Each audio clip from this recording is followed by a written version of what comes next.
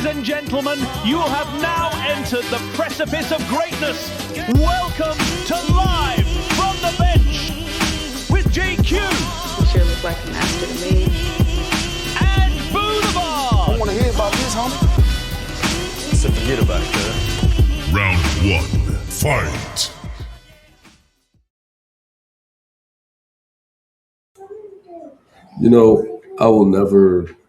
The funny thing about the entrance of video is just like, what gets me every time is I said, forget about it, cuz. Every time I hear that, it gets me every time. I said, forget about it, cuz. Do you remember where it's from? I cannot. Fast and it's Paul Walker talking to Tyrese. Okay. See, I thought that's what it was, but I just couldn't really place it. Said, forget about it. I just thought it was hilariously lame, just the way it came out. Like, it did not come out genuine at all when he said it. I said, forget about it. It's like he never would ever say such a line in his life. So because it was hilarious to me. That's why I kept it there. I thought that was funny. What's up, everybody? Welcome back to Live from the Bench. Our little sense of humor that I have that I don't really get to display on here. So, because I'm always annoying. But welcome back to another great episode of Live from the Bench. It is me, GQ, and Boulevard. Apologies for the voice. It's a little bad. I'm a little under the weather, but I got to come out here and put on for the put on, you know what I mean? All right? So, Boulevard, let's get it. Yes. Did we play the opening theme yet? Did I miss it? Why do I always miss it? All right. Yeah, he missed it. Probably talking through the whole thing. So we got a lot of stuff to get into. You want to start off with the Eagles? I know we usually say that for the main event of the evening, but you want to jump in and just start off with that? Because I'm done. We can. That's fine. We can jump in with Eagles. All right. Because, we don't get to, all right. So, a lot of rumors going around about the team. And I really wanted to get your opinion on those before we get into the main Eagles story. Okay. Just wanted to confront those rumors first. So, rumor number 1, A.J. Brown's available in trade. You think the Eagles would actually move him?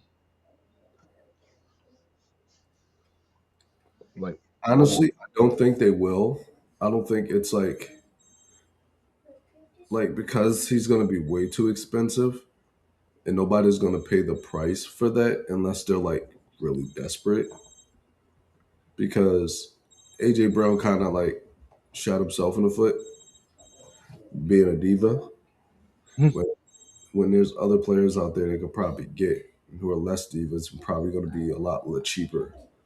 If they were to trade for a receiver, they could get other players who are like getting third receiver. There are players out there that's getting wide receiver 3 money that could possibly be wide receiver 1 and 2. And some of those guys are in Tennessee, believe it or not. Because they got those 2 guys that are up and coming, real like star receivers that kind of came up when Calvin Ridley went down. I don't know how to pronounce his name, so I'm not even going to try. You talking about Kamir Dake? Yeah, that's one of them, and then there's another guy over there. What's his name? Because he's got a fucked up name too. Like both of their receivers have fucked up names. Well, that's hilarious. I know it's fucked up. I know. I'm sorry. What's his name? Where is it?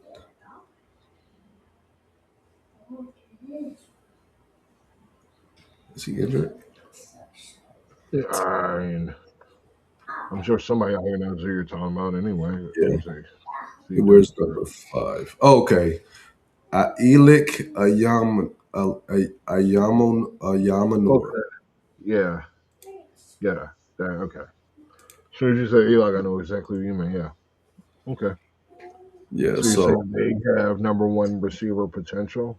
Yeah, they can be wide receiver 1 potential, and there's no point in overspending on a receiver that has like been a diva. Right? Nobody wants a diva on their team. No one wants that, because if you're gonna act like this, if like one play doesn't go your way, then just imagine There was a lot of attention-seeking, temper tantrum-y ass behavior sometimes.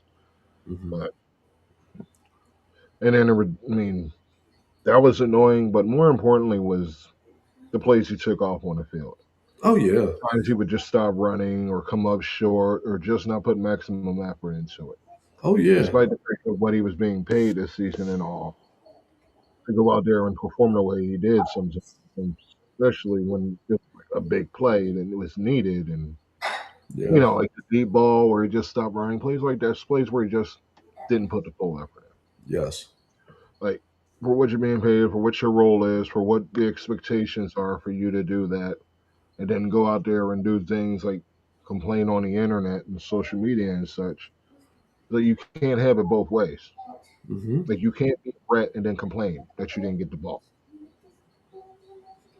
Because you're a grown ass man. Yeah. Things that that's just a sign of lack of discipline, I guess, in the locker room, a lack of somebody getting in his damn ear. There's no Hugh Douglas to get in this shit, basically, when he starts acting like Yes. that. Yes. No veteran is going to do it. That's what I mean. Like That's exactly what it is. of leadership in that locker. Yes. There wasn't a lot of veteran. So Brandon Graham came back. Yeah. That's one of the reasons you saw the change. You actually had a leader on that side of the ball finally, because the ones we were expecting to do it clearly were not stepping up. Yeah. And You got a point there you because need that veteran at both sides of the ball. You need somebody that everyone will listen to in a lot, including the knucklehead. The knuckleheads plural, because you can't really put that on the coach to take care of. That's a locker room situation yeah, when he's acting like that.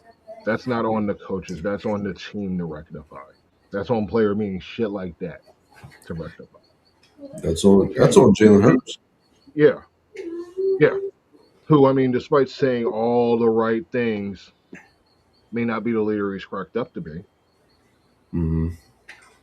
He says all the right things in meetings, but you don't always see it player to player in the interactions. Like I can see where they get those ideas about his aloofness and that it's all going to his head, Jordan Brand, etc. But like I agree, we're talking about AJ, and the question was, would the Eagles trade him? So from that stand, I'd say, yeah, if the price is right, absolutely. If the price is right, absolutely, I would trade Yep. him if the price was right. I think Right. it's just a But matter of they're not that. just going to throw him, cast him aside Yeah, because for yeah, yeah, because the it's got to be because they're gonna. It stands. They have a lot. They'll be like the penalty is gonna be crazy if they trade him. So 72 million dead cap. yeah, so that's crazy right there. So in order, if you're gonna do that, you're gonna trade him. Make sure you get something back Yeah, because it's gonna hurt. It's gonna hurt some way or another. right. But if there is a team that would do it, it would be Cleveland.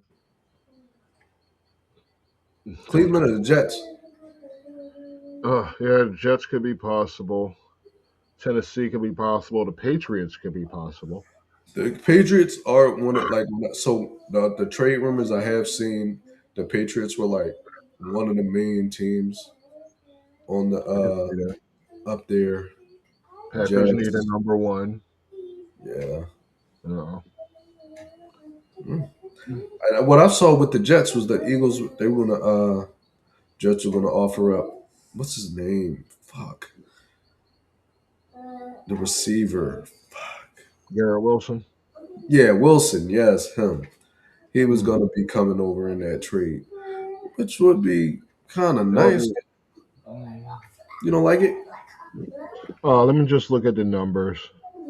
Yeah, because you're going to end up having to pay Garrett Wilson more than you're paying AJ probably. Oh, never mind. Yeah. So it works for the Jets because they get 2 years, 3 years, basically, or whatever's left on his deal.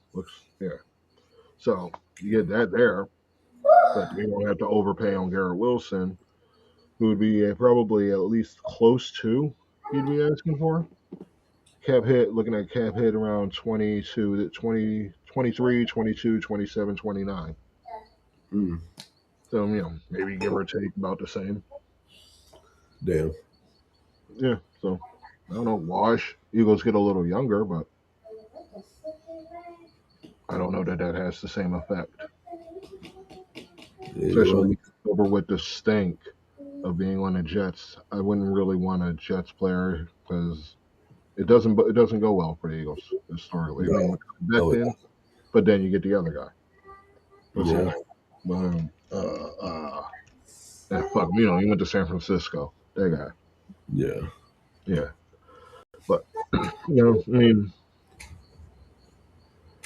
you'd have to get something. You'd have to be worth Philly's while to make that move because they don't have a real reason to move, dude. no. No. And me personally, I wouldn't move him. I would let him sit there and mellow his nonsense because Yeah. you want to keep bitching. You just sit there and bitch there. I don't care. Yeah, go ahead. Like, I mean, who's it hurting? I don't think that had the effect on the locker room as people. I mean, it was a little obnoxious, but I don't think it really affected the locker room Yeah, to that extent. they're probably annoyed, but I don't think Yeah. the locker room is like, oh, we hate each other now. Right. I don't think they cared that much. No.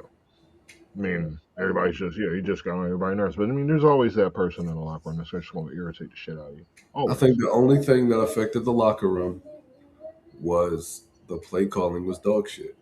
That probably affected the locker room. Jay Calling was dog shit. The quarterback was reluctant to do the things that made him more effective as Yes, a that quarterback. is definitely The line that was bothered old me. and broken.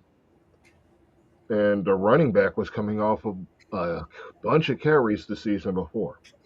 Yeah, It's all a bad combination. That's what happened. Everybody spent week after week trying to pinpoint the damn problem, but it was a lot of things. yeah, It wasn't just one simple thing that could be fixed. Otherwise, it would have gotten fixed.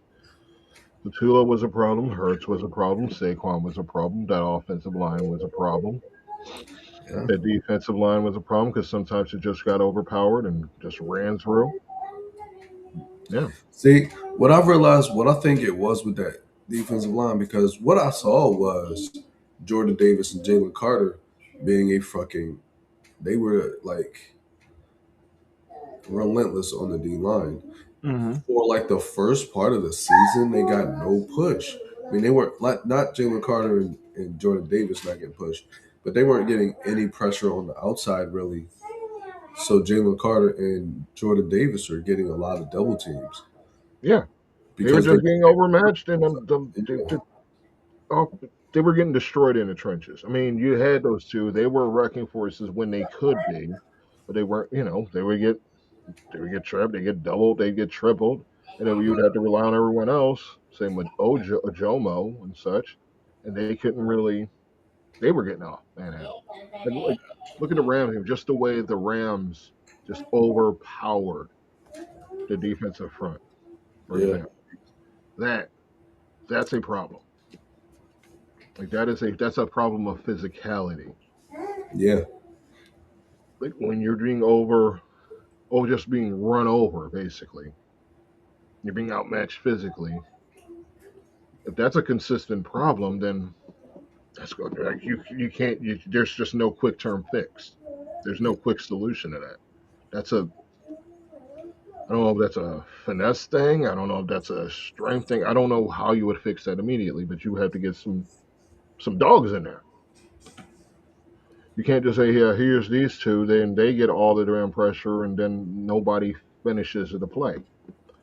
Like you're relying on the D line, but like two of those three spots are just cover or just attacked every play because yeah, they have to be covered. Those two have to be taken out of the play. right, But so that leaves the other players to cover the slack, and they weren't doing it because they were late to the ball. They were just being beat up and beat up.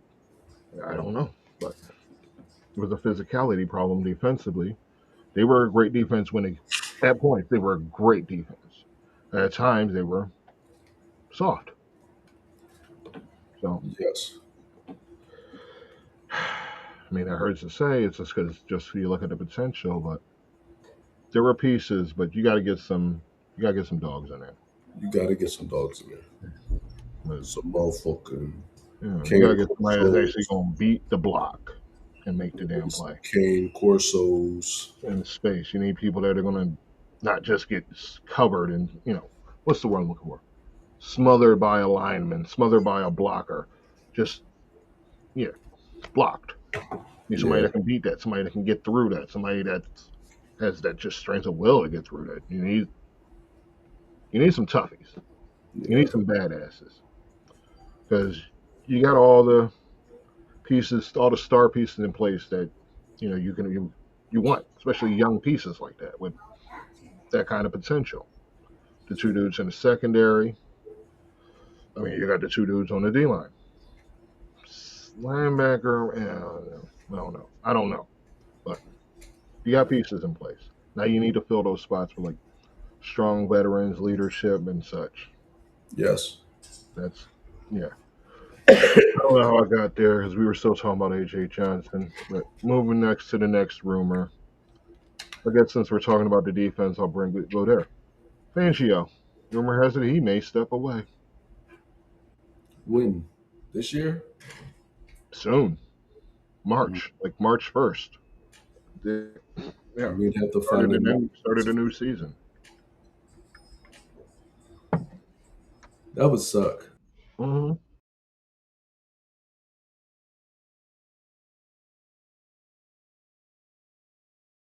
Late. Month before the draft. I don't even know who will be available at that point. Scraps. I mean, you see what they're doing with offensively. Trying to fill that position. Imagine trying to have to fill the defensive position that late. Probably would not go well. Yeah, that would have to be an internal hire. Yeah, sadly. I mean, we lost Parker. We might lose Hurt defensively. So who else could even fill that spot? Washburn. It had to be Washburn. He's got the most. He's the longest guy been there the longest. It'll be Washburn. God, that does not sound like a winning situation. No. Nothing wrong with Washburn. That don't sound like a winning situation. No. Okay, well, Stoutland retiring is also a possibility. I mean, I'm mistaken. 62. I mean, if that were to happen, I mean, I don't see it being that much. Yeah, it's a problem. No.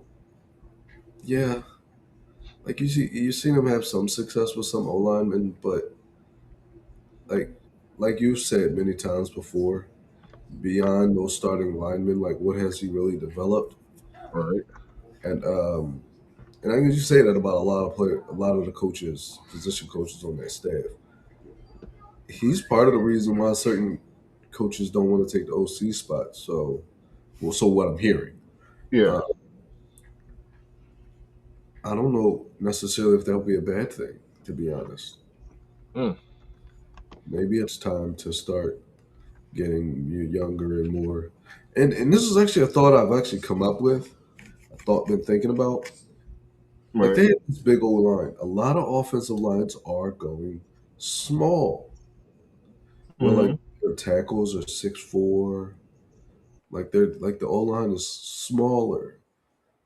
In which when you got a quarterback that's under 6'2", who's short, who can't really see over your head, why go so tall with your O line? Go smaller. Maybe that's what you need to do. Maybe go quicker with your offensive linemen. Get quicker, smaller, more agile O linemen. Maybe that might be something that you may have to do. I don't know. Just an idea I throw out. But when Stalin goes away, it works for some teams. It works for some systems. Don't know if it fixed the inconsistency problem. But, I mean, well, I feel like this system is just. I don't even think the Eagles have a system right now. That's the problem. Like I don't even know what the Eagles system is. So Like no, they what are clearly did not. I mean, what's his name? Devontae said they've been running the same system the whole time, but I mean, maybe they are. Maybe they clearly have been not. operating out of the same boat, but they're not running the same system. Yeah, and when I hear stuff like that, when I hear coaches say like, "Oh, it's the same offense from last year," no, it's not. It's not. No, it's not. It's not because if it's the same offense from last year, then why isn't it working? Right. Why does it look so different? Yeah, That's because the that's same thing. It definitely not doesn't what look Kellen different. Moore was It look doing. like the same offense. You Yeah, didn't run a record number of hitches last season. I yeah, mean, the because season they say prior. it's the same. What Sirianni said, it was the same offense. No, it wasn't, because this is what was No, going on when Shane you're Steichen. trying to play us with semantics with that shit. Yeah, It's the and it same don't work. offense, but it's not the same scheme or some bullshit like that. It's I was thinking they getting over, but we still just pointing at them, laughing at them with our hands out like, what the fuck, man? So, the insanity. yeah. They're just throwing shit at walls, hoping it'll stick, Mm-hmm. and then calling it the same. No, I mean, that would have at least been a better effort than they put out there some weeks, some halves. At least throw something at the wall, but they at least try something then. But as creative as they got was finding ways for Dallas Goddard to get touchdowns. And I don't even think that was Patullo. I think that was the QB coach with his ideas. Yeah, So, that would not shock me at all. no. Also, why aren't we even considering that guy for OC? Did he get an interview? The Bowling Green coach? I don't know. Like, there's a lot of people that I mean, just because. I mean, if you're taking your time, you're being diligent with the search, then that means you should probably cover all your bases. I mean, You're that right. includes the QB coach that's sitting right in your room. Maybe you don't, but maybe he impresses you. Maybe he has a plan, and So I maybe think I got an idea why they're probably not looking at him strongly for a QB coach position. because Jalen Hurts don't like him. Not that. I mean, and I think that'll probably be a good idea. So he's no longer Jalen Hurts' QB coach. But because Jalen Hurts not because another thing that we forget a lot, quite often we forget that not only has Jalen Hurts had a different offensive coordinator almost every year, he's also had a different QB's coach almost every year. Mm-hmm. So that could be something. Like they may try to get some continuity there. I don't know, but maybe that's an option. I would go as far as say bring Brian Johnson back as your QB's coach. Why not? I don't know that he'd want it, but why not? I mean, they have that relationship. If it didn't fall apart after that season, but He's a solid QB's coach. hmm, couldn't hurt. Team I mean, Martin I Jones. can't say it couldn't hurt because I don't know what their relationship is, but the fact that they've had one is only a bit. All things considered, he was just another person that was promoted too high. Yeah, and what's crazy to me is like there's something and like we was talking about it, but we mentioned it before. Yep. I had said it to you in a message where I was so annoyed because I saw Matt Kafka took a position as just a staff member on the Mm-hmm. Giants, not an overseeing, just a staff member. Yeah, with the Lions. Yeah, and it bothered me. It was like, okay, he just took a position, and what I think is the problem is, and I just saw it earlier, but let me get there. Um, why would somebody take a position somewhere else, not as an OC, when they want to be an OC or they want to be a head coach? Why would they take a staffer position? And that just means that there's something wrong there, that they come in and they're like, oh, I don't like that. I'm not going to like it here because Yeah, somebody's going to be because like, he's been here. Kafka's been in Philly, I believe, as a yeah, player and an assistant of some yeah, kind. yeah, So he didn't come here. He chose to go be some senior advisor in his 30s. Hey, I mean, maybe that is just like something that Philly needs to look in the mirror about.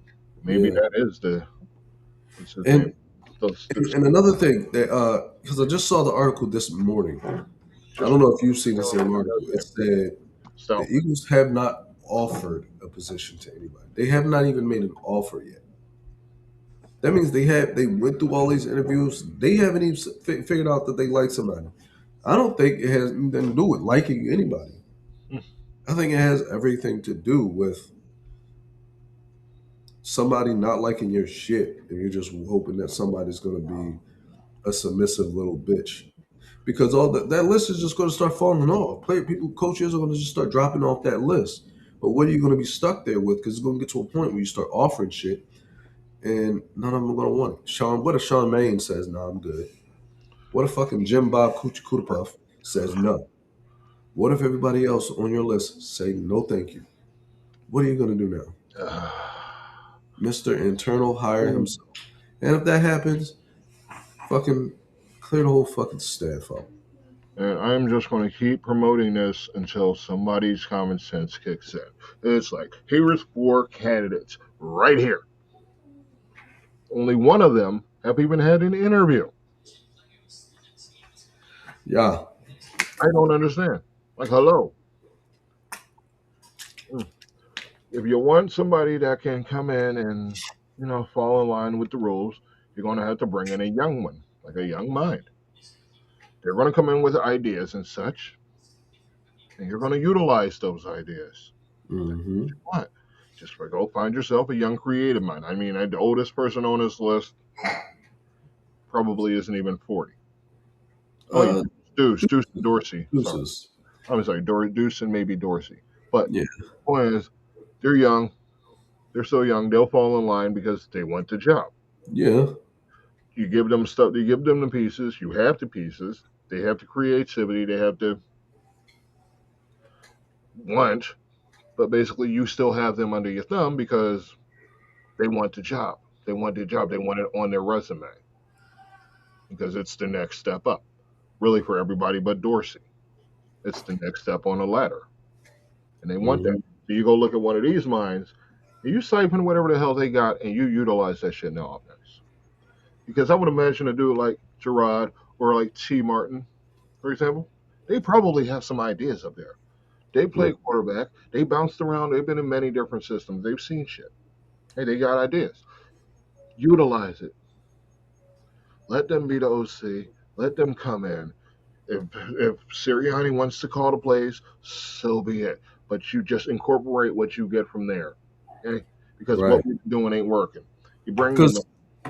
Like, I would imagine those two, at least I'm keen mostly on Martin and Johnson at this point because I'd be more than pleased with either of those as my OC going into next season. I mean, I would imagine they would have a better rapport with 90% of the offense. They would have a better relationship with them. I'm sure Hurts would be convinced to not be so choosy about when he used his legs to gain yardage, not just to buy extra time and end up just running off the sideline or ended up just limiting one side of the field because he rolled off to one side. Maybe they can get more out of him. Yeah. But my point, like, everybody's looking at the same damn names.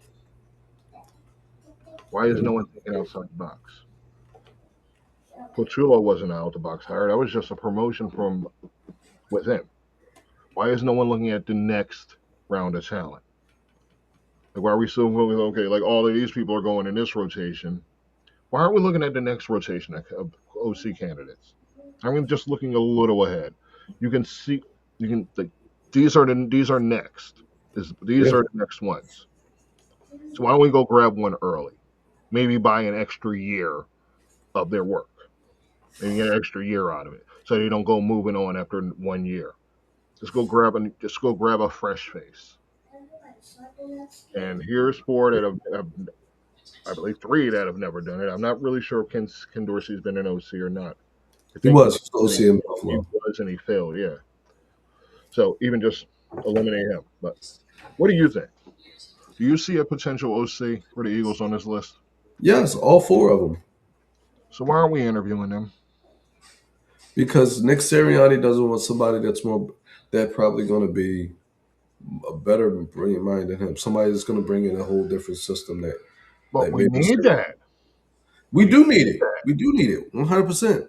I think what it is he because when you look at guys like Gerard Johnson, T. Martin, Deuce Staley, he brings in Deuce Staley. I'll tell you this right now: if you bring in Deuce Staley as OC, Deuce Staley is going to usurp that head coaching job. Okay. That's what's That's going to nothing happen but a CEO on this team anyway. because Deuce Staley is Philly. Mm-hmm. He is Philly. You bring him in here, you have Deuce on that sideline, Philly, Mm-hmm. 100%. Ken Dorsey, I like Ken Dorsey. I liked Ken Dorsey when he was a college quarterback. I've always liked Ken Dorsey. He was a shitty quarterback in the NFL, but I liked him as a QB. I liked him. So when I saw that he was the coach in the Bills, Actually, 3 of these dudes were shitty NFL quarterbacks, but good college quarterbacks. that's funny. Mm-hmm. Yeah, so fuck. I like them all. Like they like Ken Dorsey, yeah, he failed in Buffalo, but he had a couple years as a solid OC before Mm-hmm. Buffalo fucking threw him under the bus. Right. They kind of threw him under the bus and they threw Dable, but I don't like he was the OC, but I don't think he was the primary Wait, can play you see caller it? This under is Dable. definitely not on the screen. My bad. That's some. Yeah. Oh, That's yeah. yeah. He wasn't the primary because Dable was still calling plays in Buffalo. Was it Right. Buffalo? No, wait. Yeah. Yeah, he was in Buffalo. Mm-hmm. I don't know. Oh yeah. I Like, I thought when you share it pops up on the damn screen. Oh no, you gotta edit. You gotta That's edit. irritating. All right. Well, yeah. Since anybody's still watching, we're only 32 minutes in. If you're still here, what do you think of these options? Please let us know. I can't understand why nobody's paying attention to these ones. Give me Deuce 110 times. I'll say I give mean, me. next year their names are going to be everywhere.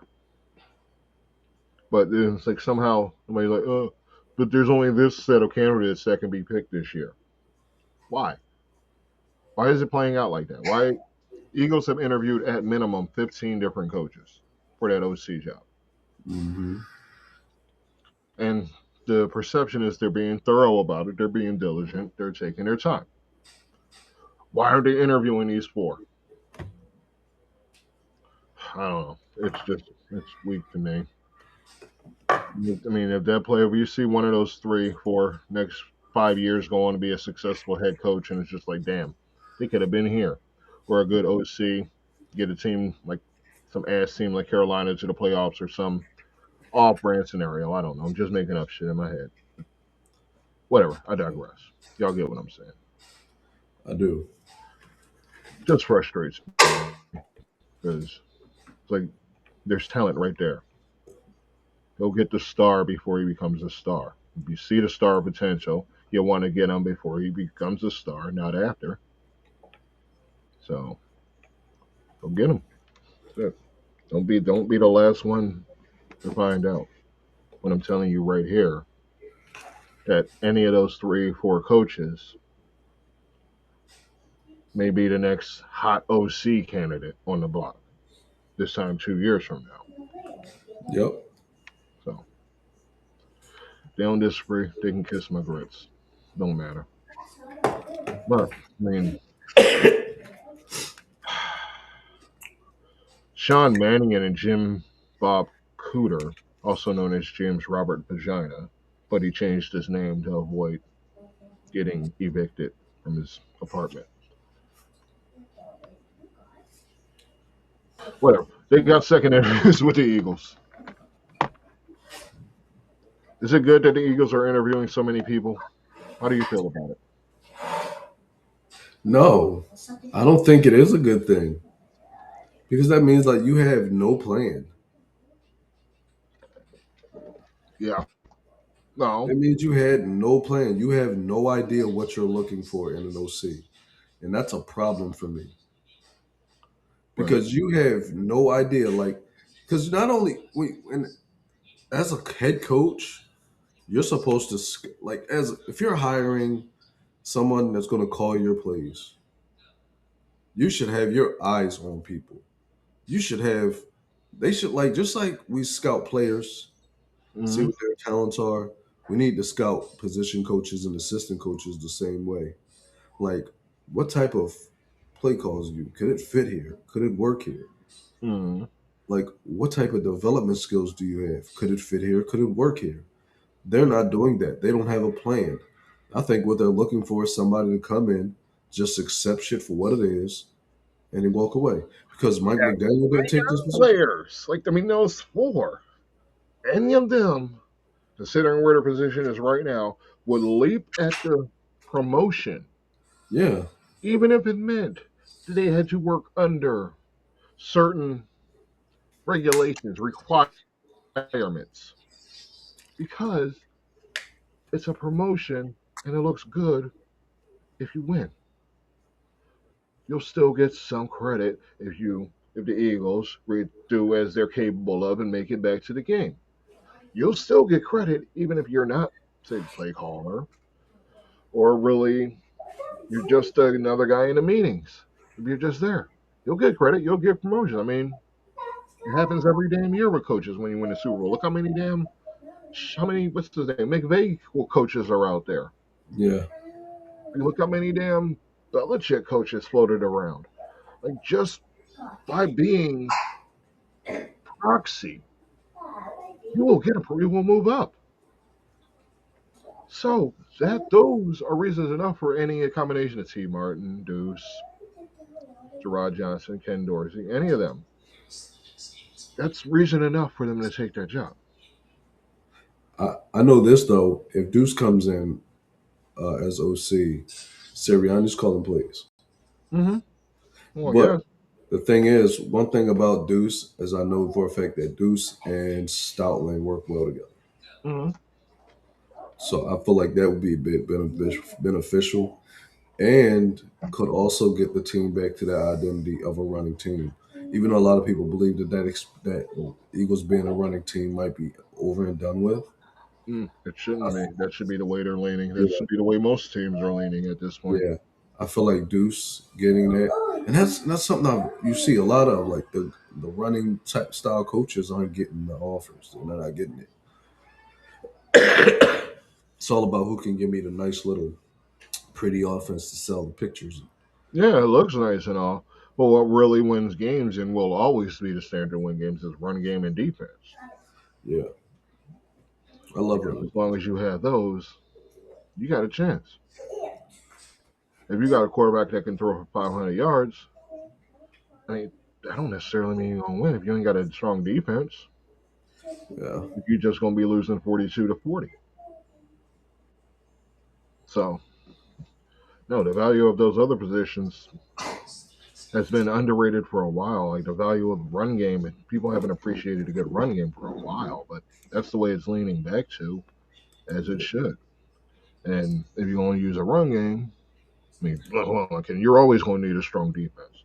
Because a strong defense is always going to give you a real chance, unless you got Cleveland quarterbacks where you're in Cleveland. Speaking of which, so Cleveland hired, the hell was his name? Todd Monken as head coach. So since this has happened, it's gotten out that Jim Schwartz, who should have been, in my opinion, hired as the head coach, is leaving the team, and assistant head coach and special teams coach Bubba Ventrone is also leaving the team. So, it's Cleveland. There's always something. What do you think about the Monken hire? So, all right. So I have a good thoughts about it and bad thoughts about it. Mm-hmm. So, Munkin, probably a offensive mind, great offensive mind. I never thought that he was going to take a head coaching position. It reminds me of that one coach that took the Texans job a few years ago. the guy that came out of nowhere. Like what was his name? He was a black guy. He was definitely the diversity hire. Was he the guy right before the Texans? Before D'Amico Ryans? Mayo? No, not Mayo. What the fuck? Shit. I don't remember. I don't know I'm why I gonna let said you Mayo. have 1 second. Well, yeah, I mean, there's always some shit in Cleveland, but Jim Schwartz. David Cully. Okay, you got him? David Cully. Oh, yeah. I remember him. No, I don't. I It remember. reminded me of that hire because it was like he's one of those guys that you would never think would ever be a head coach. Mm, So I feel like there was something that made like what because Monken was just an offensive mind. Like I don't know what made him do like say, oh, all right, fuck it, let me just do it, you know? Because like that's like Stoutland just saying, all right, fuck it, I'll that be a was head the coach. perception that he was an offensive mind. Yeah. Yeah. So when I saw that, I'm like, okay. And then, but and I thought to myself, like, this could possibly be good for Shador because, um, because he can probably mold Shador into something. He'll never be Lamar, but he may have ideas and schemes that could probably help the kid. Right. So I think this could be good for Cleveland. On the on the bad side is you just basically told every candidate that you wanted fucking Schwartz here and you don't want to hire a head coach unless they want to keep Schwartz on board and Mm-hmm. basically left Schwartz to believe that he was a fucking leading head coach candidate just to go ahead and bring somebody else in there. And I think that's where I feel like this is where the line has to be drawn. All right. Owners doing shit like that, Haslam doing what he did, that's crazy to me because you're fucking up the bag right here. Like you are creating the identity that Cleveland Browns all they are good for is losing. Like that's Right. all they're good for. That is the identity of the Cleveland Browns, just losing at every turn. Yeah. You're bad. You're a badly run organization. I feel like at some point we got to start relegating teams to like the Mhm. leagues or something. I don't even know how we would make that happen, but the Cleveland Browns should be relegated. The Arizona Cardinals should be relegated. Tennessee Titans should be relegated. So like we should just relegate 4 teams and somewhere else every year because that's Mm. bad. Owners have to do better. Owners have to sit the fuck down and mind their damn business. To be honest. Mm. Like, so the word is they were looking at Grant Udinski and Mhm. that what's his name, Nathan Skillhouse as potential head coaches, but they Mhm. wanted different defensive coordinators. Yeah. I mean, I feel like they may have actually dodged the bullet with those picks anyway, but I'm biased. I think that the right choice would have been Schwartz just because the alternative was losing Schwartz. And the only good thing they had going was their defense. And Yeah. that defense was under Schwartz. I mean, this year they finished fourth, and Garrett set the sack record. Last year they finished 14th, but there were a lot of injuries on defense. That's not making an excuse. But in 2023 they were first, so they've been in the top five defense 2 of the last 3 years. And you want to lose the key, like the coach of that system, the person who's kept that defense in that position. I feel like they should have just promoted him and brought in, or just promoted within. I don't know, somebody who could work with these rookie quarterbacks. Yeah. I mean, God forbid they have put Deshaun Watson back out there. So what you need is somebody who could just take the time to develop not just the rookie quarterbacks, but that defense is full of young pieces, a lot Yeah. of good young pieces. So you do need that's where they should be focusing on as far as Cleveland is concerned, is actually investing in development. Yeah. Well, just building those players up. Keep filling in, finding the pieces in the draft. Keep doing what you were doing in the draft because they had a good draft. Keep that going. Keep Yeah. Schwartz there. Schwartz had the defense. Bring somebody in, maybe not a young man, but maybe a vet who just focus on development is what I'm trying to say. What's crazy though is that they probably could have got Monken as an OC if they promoted They Schwartz. probably could have. I mean, word was he was going to the Giants. That's what I heard. He was going with Yeah. Harbaugh. Yeah. But That's just insane to me, bro. It's like you did so much just to keep this dude. Like you was blocking blessings just so you can keep this dude, and then did some dumb shit because Munkin said I'll keep him here, and now this nigga was like, "No, I ain't staying. I'm out, bitch. Bye." yeah, And that's just hilarious. they should. They made the wrong choice, but that's what Cleveland does. It's like even when they already had such nonsense going with the quarterback situation and all, they still managed to find new ways to screw up. This is what losing franchises do. They just constantly make the wrong decisions. There was no reason to go outside looking. You had an experienced former head coach right there. Your team is not going to be good. Not this year, probably not next season, probably not the season after that. And any success you will have will probably be fleeting. Unless you put the word in, you bring a veteran coach in, or at least just somebody who's been around and can keep that shit straight and narrow, short. Bring in someone who could, keep a system in place that will help everybody get better, that will make everybody look better. The right training, invest in those things. That's the only way you're going to improve. But what they're doing is just finding new ways to screw up season after season. Mm. So they deserve what they get. And Schwartz deserves to be in a better position. Sorry to Miles Garrett and Denzel Ward et al. Musu or whatever the hell his name is. JLK. Sorry, y'all, but you're in Cleveland. You should have expected this, especially you, Miles Garrett. You had a chance to get out of there. You came back because you wanted more money. So, hey, welcome to Cleveland. I don't know. I'm really not on point this episode, man. We fine. You good. All right, where am I? Where are we? Next one is. Hold on.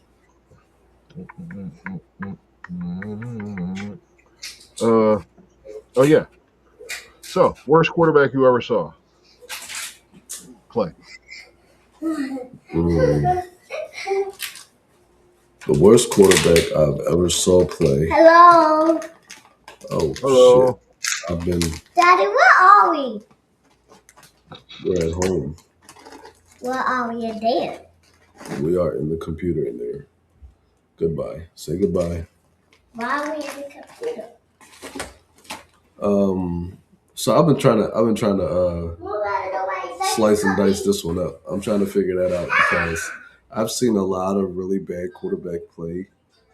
And I feel like my assessment's gonna be unfair. But it's also one of my favorite quarterbacks, who I think is probably the worst quarterback. Um, it was Quincy Carter. It's probably one of the worst quarterbacks I've ever seen. There's a name.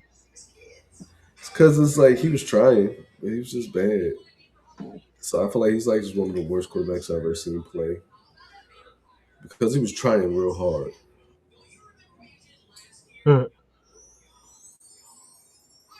But it's probably unfair because he had a Yeah. bad team. Who was it? Quincy Carter. I'd say Gus Barat.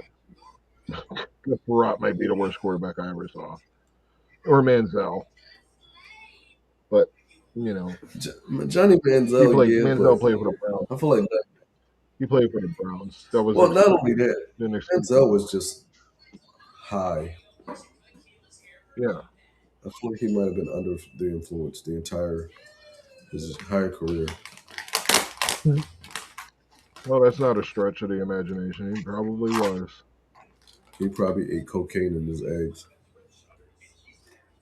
Maybe. I ain't asking. I won't be the one to know. Yeah, that'd probably be my guess.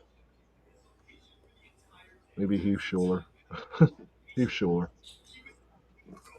Probably a lot of those Miami quarterbacks from back in the day that came out of Miami, they weren't very good to begin with. I mean, they were good in college. Those Miami, Florida State, early 90s quarterbacks. There were a lot of top quarterbacks that just did not make it. And they were just terrible at the pro level. But it didn't help that Spurrier was the head coach.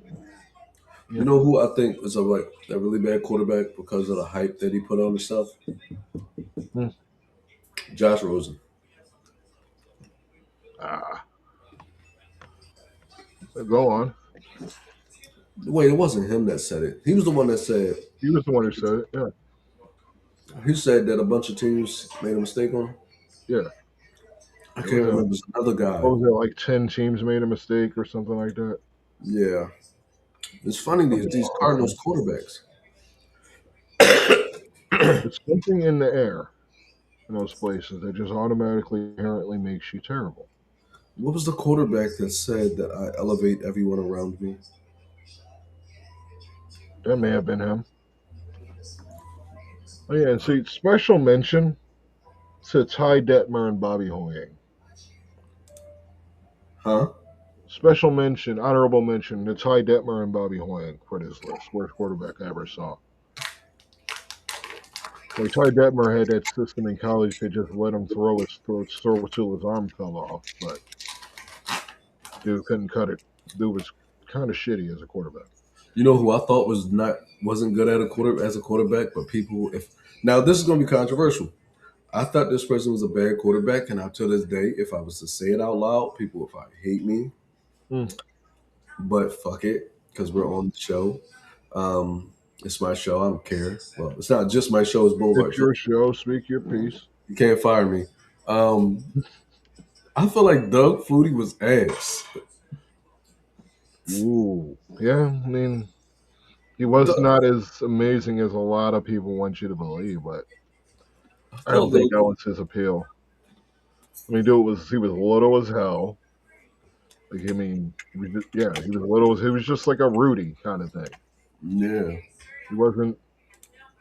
Yeah, he was a little more. His popularity wasn't really due to his performance on the field, more of who he was as like the plucky underdog kind of quarterback. Like, I mean, he spent a lot of years in the CFL, and he was a beast in the CFL. There's no doubt about that. But yeah, him in the NFL, that was more like a underdog story kind of thing. Flutie Flakes forever. So he was ass. I mean, he was kind of like Jadavian for a bit, where he was just living off that one play in college kind of thing. Yeah, deep ball. Mm-hmm. But the reason why I asked you that is because you know how the rules go with the Pro Bowl. And you win if you make it to the Super Bowl, you don't play in the Pro Bowl, and you had to find a replacement. And somehow they had to get a replacement for Drake May, and they chose Shedeur Sanders. In the words of NSYNC, tell me why. Popularity. It was 100% the proper vote. Because he wasn't a fan vote though. Huh? He wasn't a fan vote. He's an alternate. And he's only in because Drake May is playing in the Super Bowl. And so they needed another AFC quarterback. I don't care. I can't give you a reason why he's in. I mean, he shouldn't be in. Probably because Bo Nix was injured, maybe. That's one down. If you go through the list, there's a couple that are injured in there. But I think they went down a list of AFC quarterbacks, and everybody just said no. It's like, no, I'm not going to the Pro Bowl. I'm good here. I'm going to sit at home and kick my feet up. Yeah. That's what I think. I think so many people said no until it fell down to Shedeur. That's what I think happened. It happens. Yeah, he was like just the last person on the call sheet, and he was available that day. That's what I think happened. Because the Pro Bowl ain't what it used to be. Nobody wants to play football. Ooh, there's 1,400 yards and 3 more interceptions than touchdowns. That's not a Pro Bowl mate. Not to mention 3 and 4 if I'm not mistaken. Like, there's no Yeah. That right there, that decision right there. And I'm a Shador guy. I support Shador. I want to see Shador win. Right. But this is why people call the Pro Bowl a joke. This is Right. exactly why. In the NFL, you're trying to do things for looks. You're trying to make things look good. You're doing it for TV. You just Mhm. made yourself look like a fucking joke Yeah. doing it and It shit says like that. ESPN written all over it. So I would say stop the dumb shit. Bring back the real Pro Bowl. Bring back the real Pro Bowl, or just get rid of it altogether. Just throw it away. Yeah. At this point, throw it away because I mean, if this is where we're at now, like we're not even picking the best of the best. We're just picking the availables. You just throw it away because it's not a Pro Bowl anymore. It's not an All-Star game, which is what it used to be, an All-Star game, AFC versus NFC All-Star game, which it's not if you're not putting actual All-Stars in there. If the requirements are just, are you available that day, then it is not a Pro Bowl. Okay? I mean, you've already taken away all the elements of actual football in it and turned it into borderline flag, Mm-hmm. or should I say two-hand touch, really. So, I mean, this is just another step. I say just throw the whole damn thing away. Absolutely. Just go back, just go to skills competitions and shit. You know, just bring out the grill, bring all your all pros, go have a damn cookout. And do it where the Super Bowl is, so you can actually have the Super Bowl participants there. That's what they should do. If you're not going to have a legitimate Pro Bowl game, Right, just make it a skills competition. right. Just like, hey, we're going to do skills competition only. I Get mean, players out there. quarterback competitions were like prime television for football. The way we used like longest throw and all of those little things they did. Bring that Mhm. back. I bet the numbers will be higher than that than they've been on the Pro Bowl in the last 10 years. Yeah. That's because that would be more entertaining than the Pro Bowl has been in the last 10 years.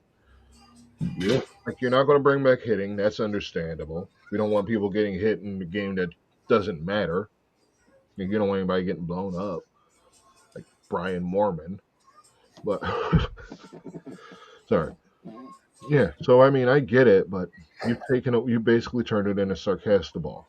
So just throw the whole thing away, or reorganize the whole format and make it give it more of a family atmosphere.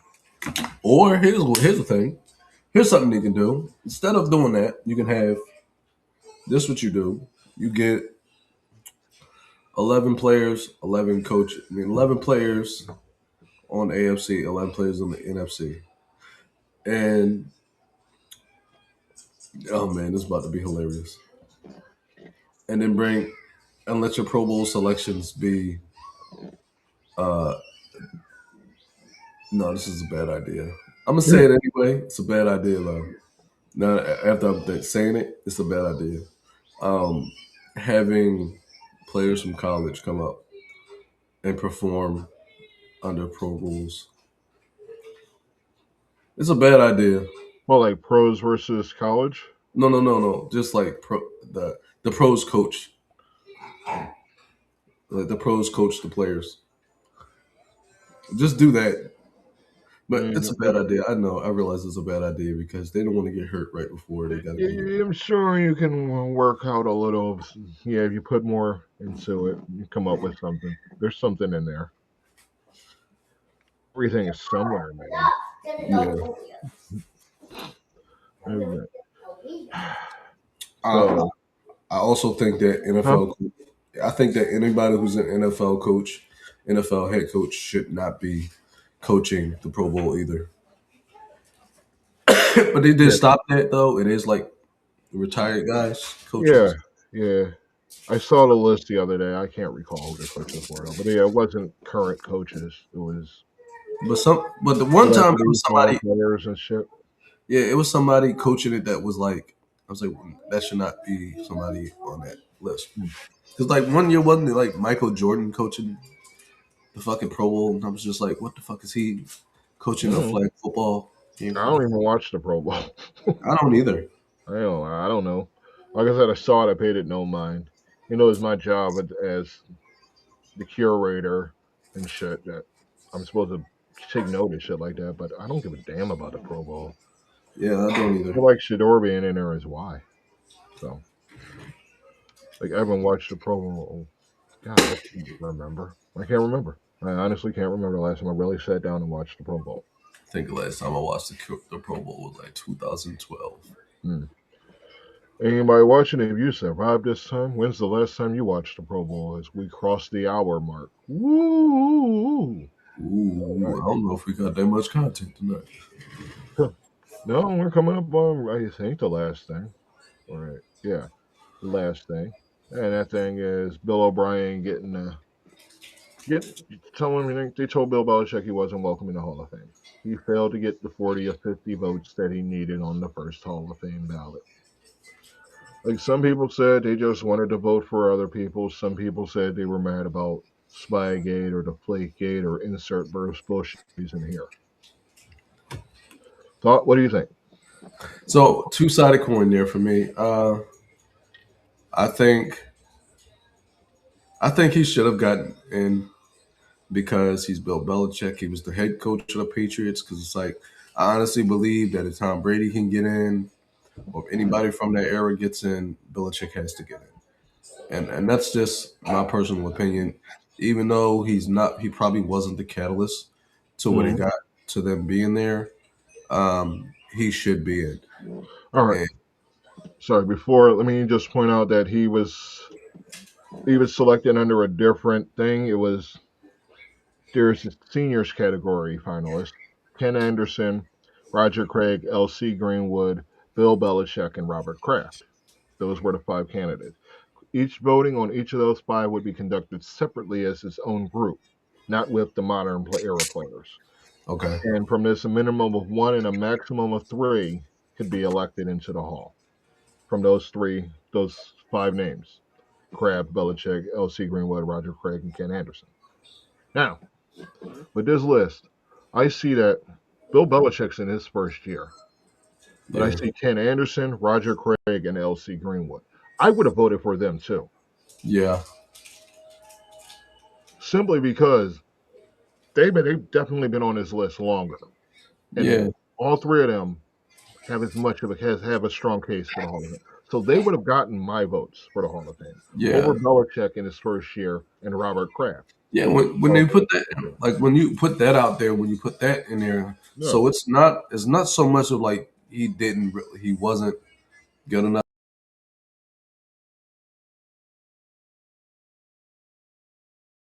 He was good enough. It was like these guys on the list waiting long enough. We kind of got to give him the nod.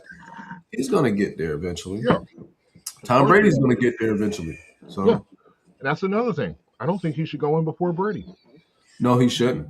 He should not. I don't think he gets, because obviously he doesn't get there without Brady. I got numbers. I got numbers. He shouldn't get in before Brady. You know what his record was without Brady? Counting last season in college? 88 wins, 101 losses.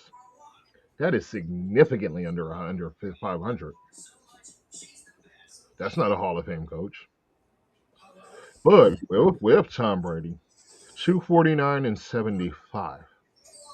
Yeah, exactly. Whatever that thing just sit in the background that goes, what? Exactly. Huge difference. It's almost like Brady made Bill. Brady did make Bill.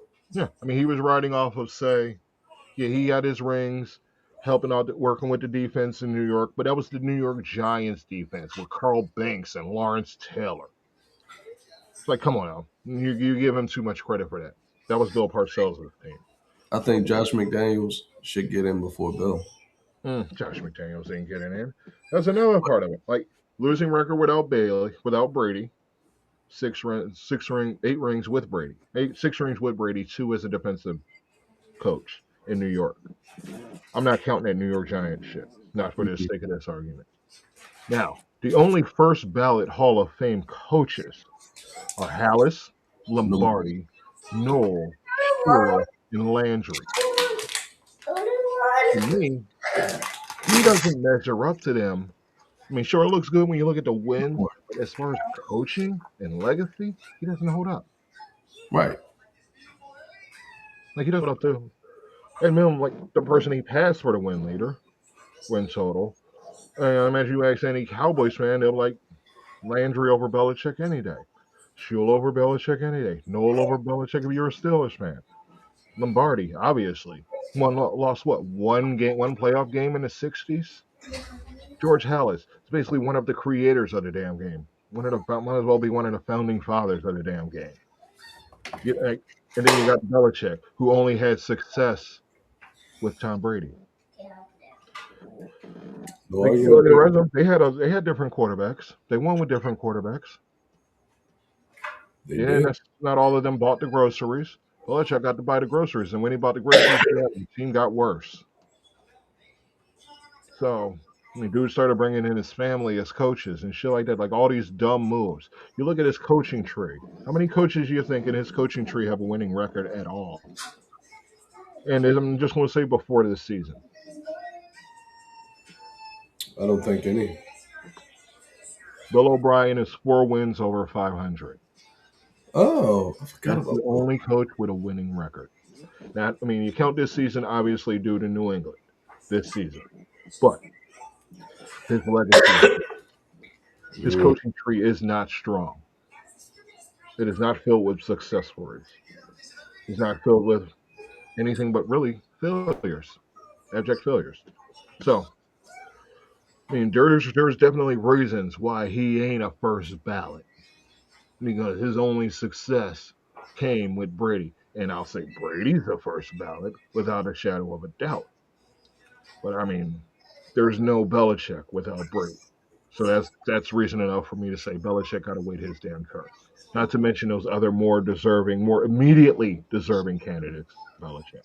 So yes, he didn't make it, but he didn't make it because Ken Anderson, Roger Craig, L.C. Greenwood needed to get their spots first.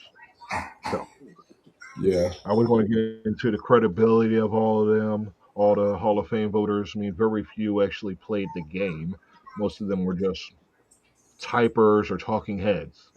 And to Hmm. me, I honestly feel like their credibility is no more stronger. Their vote should matter no more than any random fan, any Right. random deeply passionate fan, because they're no different. Just because they get to do it on a typewriter or a keyboard, or they get to talk into a camera. I mean, we're doing that right now. Yeah. Their vote matter more than ours. We played the game. You still work in the game, Yep. like and like an actual what's the word here, front office. So what makes these reporters' voices more credible in who gets into the Hall of Fame as opposed to fans or realistically Hall of Fame members? Because I Yeah. feel like if anybody's really going to be voting on it, it should be people who play the game, people who coach the game, and people who are already in the Hall of Fame. I feel like those should be the people voting. It shouldn't be somebody from the Denver Times or whoever. Yeah. WMAR.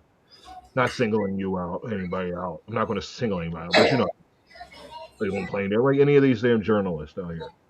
Why is their votes? Why is their vote so damn valuable? What makes their vote so valuable? I've given decades of my life to the game. Why does their vote matter more? Why does their opinion matter more? Who makes this decision, and what are the standards for this decision? That's what I need to know, because I look at the list and I'm like, why the hell do you have a vote? Like, are Yeah. you in a coaches meeting? Like, have you ever really tried to watch film? Do you run drills? No, you haven't done any of that. So why are you speaking on it? That's what I don't understand. I mean, I get, yeah, there's some people who are good at typing, but they they have to have it explained to them. They didn't go through the mud to get these Hall of Fame votes. That's what I'm saying. They didn't yeah. Like the players that they're voting on, they Yeah. had to go through to get there. These people that are writing for it who get the vote, they didn't have to do that. So how can they have so much more of a damn vote? I mean, part of it should we should have more of a say. Players should have more of a say. Coaches should have more of a say than writers and talking heads of who goes in the Hall of Fame. Like look who votes on the Heisman. Heisman winners. It should be the same for Hall of Famers. That's all I'm trying to say. I agree. I'm not really trying to discredit anybody or say that, their opinion doesn't matter. But as far as determining who goes in the Hall of Fame, I don't think these specific 50 people necessarily, minus a few, let's say 45, 44 of these people, that their opinion should have that much value. I just don't. I don't know. You got anything else? No, Yeah. I agree with that 100%. Oh, yeah, shit. How we forget about that? The Super Bowl. Because it sucks. Yeah, I agree. I got a few stats on it, but I feel like we got another week. Is it this week or next week? It's next week, right? Or is it this Sunday? It's not this Sunday. It's next Sunday. Okay, so yeah, I only know because it's my wife's birthday. Nice. She's gonna get so ignored on her birthday. Yeah, maybe. All right. So we can probably. Do you want to get into the Super Bowl now, or you want to hold off? Let's wait a little bit. All right, because we had about 71 minutes here. Yeah. All right. You have anything else you want to get into? I just got one thing. Yeah. Are you going to be watching the Super Bowl? I will be watching the Super Bowl. I will be watching the Super Bowl only because I have to. I'm usually in it. I'm like you. I'm usually a lock just for the commercials, no matter what team. Yes, absolutely. Like I'm always in just for the commercials. Yeah. I don't care about the game anyway until the second half. Just because of the way the game usually plays out, it usually doesn't. Yeah. So that means you wasn't paying attention to the last Super Bowl after that game was over. You probably was all in on that one. Yeah. Of course I was. But to say I remember play by play, no.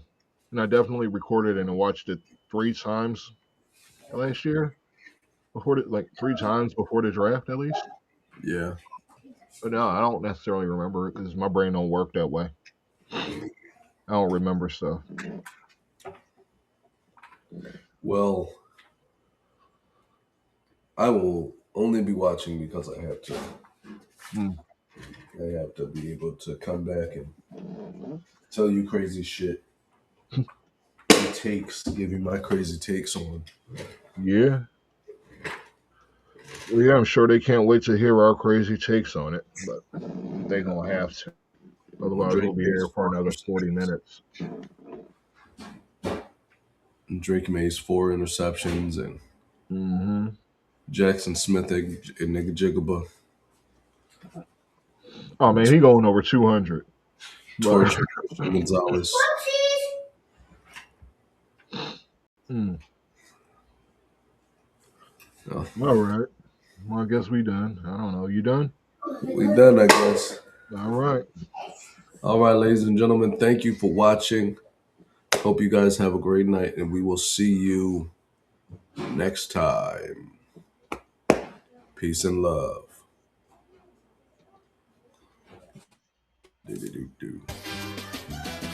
All right, everybody. Thank you for coming out to check out our show. We'll be back again soon with another episode for you to enjoy. On behalf of GQ and the interns, I'm Boulevard. Peace, love, and go Birds.